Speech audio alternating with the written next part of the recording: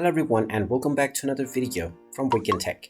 In this video, I'm going to show you how to change your currency on the Splitwise application. So let's get started right away. First of all, open up the Splitwise app on your device. And if you haven't logged into your account already, proceed with your credentials or your Google account. Once you are logged in, you will be taken into the home page, from which if you wish to change your currency, then there are two methods. You can either choose your desired currency while you add your individual expenses by tapping on the Add Expense button.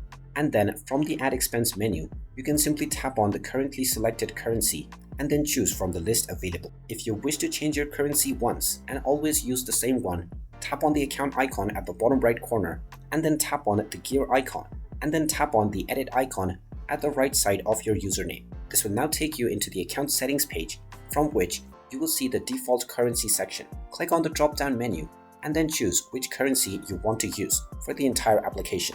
You can finally click on the Save Changes button, and now your currency will be changed and applied to the entire application as well as all of your payments. And there you have it. That is how easy it is to change your currency on Splitwise. If you find this video helpful, make sure you hit that like button and subscribe to our channel if you haven't done so already.